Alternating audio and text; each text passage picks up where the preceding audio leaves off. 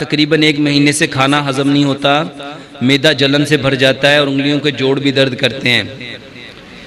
इसका बेहतरीन इलाज, अगर हम सिर्फ़ और सिर्फ प्यारे पैगंबर जनाब मोहम्मद सल्लल्लाहु अलैहि वसल्लम का जो खाने का तरीका है, अगर हम उसको अपना लें तो मैदे के जितने अमराज हैं मेरे भाइयों वो सारे के सारे ख़त्म हो सकते हैं।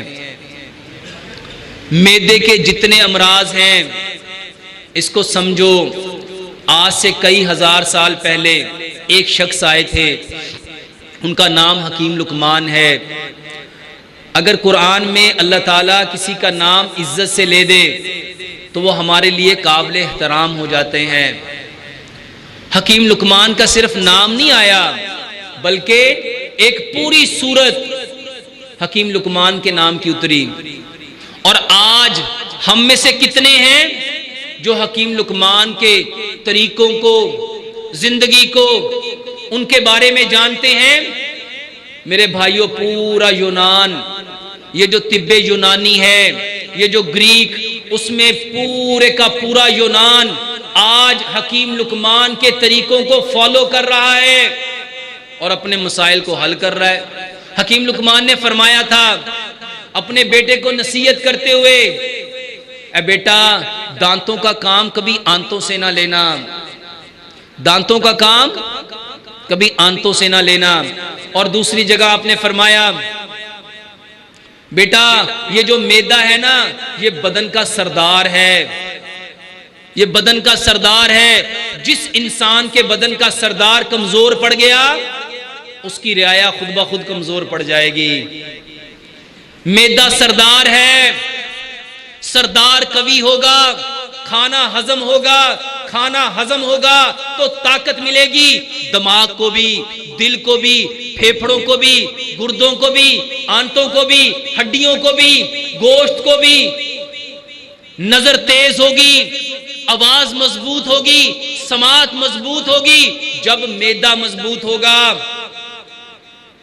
तो क्या फरमाया आपने? दांतों का काम कभी आंतों से ना लेना। और प्यारे पैगंबर जनाबे मोहम्मद सल्लल्लाहु अलैहि वसल्लम के तरीके को देखो। इमाम इब्ने कय्यम फरमाते हैं, खाने में आपने फरमाया, ये जो कुरान की आयत है, वकुलू वशरबू वला तुसरिफू, आपने फरमाया इस आयत के अलावा अल्लाह ताला अगर तिब के लिए कुछ भी ना उतारता, ये एक आयत काफी थी। और खाओ और पियो और इसराफ ना करो। क्या मतलब होता है इसराफ का? ज्यादती ना करो। और आज जितने लोगों के मैदे खराब हैं, एक वजह है, फितरत को बदला। मेरे भाई, अल्लाह ताला ने पूरी कायनात के जानवरों को देखो, सारे जानवर फितरत के मुताबिक जिंदगी गुजारते हैं। कोई जानवर खाने में पानी नहीं पीता, इसीलिए बीमार नहीं होता। और हम लोग पानी क्यों पीते हैं? क्योंकि हम खाने को चबाते नहीं। 2-4 दफा चबाया, निगलने की कोशिश की, हलक में खाना अटक गया, पानी के साथ उसको आगे धकेलते हैं। सिर्फ तरीका समझ लो, खाना खाने से आधा घंटा पहले पानी पियो, खाना खाने के 1.5 घंटा बाद पानी पियो और एक लुकमे को 32 बार चबाओ। जितने दांत हैं, आज की मॉडर्न मेडिकल साइंस कहती है दांत 4 तरह के हैं, 1 नोक वाले, 2 नोक वाले, 3 नोक वाले, 4 नोक वाले। 1 नोक वाले का काम है काटना, 2 का काम है फाड़ना, 3 का काम है चीरना, 4 का काम है पीसना। काटना, फाड़ना, चीरना, पीसना, ये काम था दांतों का। क्योंकि अल्लाह सुब्हानो तआला ने दांतों को बनाया कैल्शियम का, स्टोन का, पत्थर का, और मैदे को बनाया फाइबर का। इसीलिए हकीम लुकमान ने फरमाया था, बेटा दांतों का काम कभी आंतों से ना लेना। अब जो काम दांत कर सकते हैं, क्या मैदा कर सकता है? कर सकता है? जब वो नहीं करेगा, आप खाने को सही तरह काटोगे नहीं। इसको समझो, खाना सबसे पहले क्या बनता है? छोटे छोटे टुकड़े बनता है। अगर 32 बार खाना मुंह में चबा लिया गया, च्युइंग कर लिया गया, तो सच बताओ वो मुंह में क्या बन जाएगा? पानी बन जाएगा। मैदे को काम करना पड़ेगा? मैदे का बेहतरीन इलाज है, खाने में पानी छोड़ दो। कोई जानवर खाने में पानी नहीं पीता, इसीलिए बीमार नहीं होता। और खाने को 32 बार चबाओ, खाने को 32 बार चबाओ। और तीसरी बात मेरे भाइयों, कोई जानवर असर के बाद खाना नहीं खाता। कभी देखा किसी चिड़िया को, किसी कबूतर को, किसी लाली को, किसी परिंदे को, किसी जानवर को कि वो असर गुजरने के बाद आपको जमीन पे नजर आए? वो कहां होते हैं? वो अपने घरों की तरफ उड़ने की तैयारियां कर रहे होते हैं। और मगरिब के बाद तो कोई परिंदा नजर ही नहीं आता।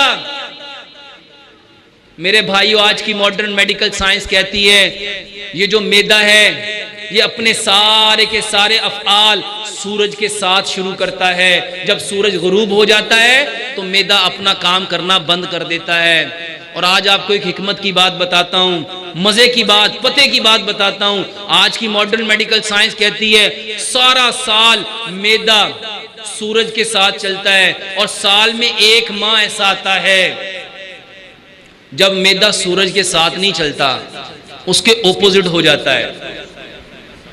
उस वक्त वो क्या करता है? उस वक्त मॉडर्न मेडिकल साइंस बताती है ये सूरज और जमीन एक ऐसे एंगल में आ जाती हैं, ये जो इसके दरमियान में लेयर है ओजोन की, उसके अंदर से कुछ ऐसी खतरनाक अल्ट्रावायलेट रेज निकलती हैं, वो जिस्मों के ऊपर टकराती हैं। अगर उन दिनों में किसी बंदे के जिस्म में 1 घूंट पानी भी होगा तो उसका जिस्म जख्मी होगा, बीमार होगा, तकलीफ में होगा। और जिसको साइंस वो दिन कहती है, हमारा इस्लाम उसको रमजान कहता है। साइंस कहती है उन दिनों में सूरज निकलने से पहले खाओ और सूरज गुरूब होने के बाद खाओ। मेरे भाइयों, ये दीन है, दीन। और आज पूरी दुनिया ये जो इस्लाम में कन्वर्ट हो रही है, इस दीन के ऊपर रिसर्च करके, तहकीक करके मुसलमान हो रही है। और हम मुसलमान जिनके पास इस्लाम, दीन, एक वाज़े किताब, खुली दलील मौजूद है, मगर वो फिर भी बहक रहा है। यही वजह है हम परेशान हैं। मैदे का बेहतरीन इलाज, 3 काम करो। खाने में पानी छोड़ दो, खाना खाने से आधा घंटा पहले पानी पियो, 1.5 घंटा बाद पानी पियो। 1 लुकमे को 32 बार चबाओ।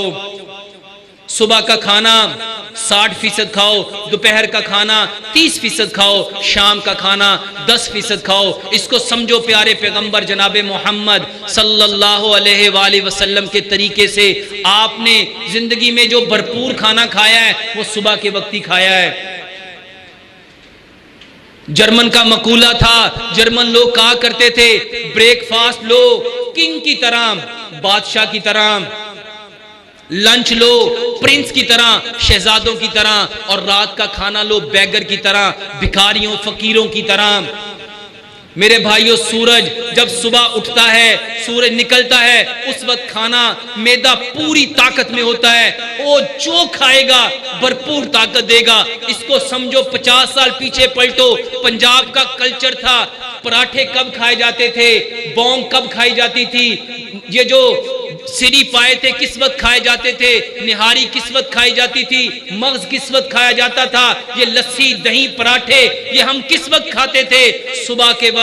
सुबह के वक्त ये चीजें जिस्म को तकवीयत देती हैं, ताकत देती हैं। मैदा पूरा उसको हजम करने के लिए अपनी सारी सिक्रीशन देता है। मगर क्या हुआ, हमने यूरोप को फॉलो किया, जिस तरह वो सुबह उठते ही लाइट सा ब्रेकफास्ट करते हैं, 1 कप चाय, 2 स्लाइस, 1 ऑमलेट के साथ। हमने भी उनकी नकाली करना शुरू कर दी और अपनी फितरत को, अपनी असल को, अपनी जबिल्लत को, अपने कल्चर को हमने छोड़ दिया।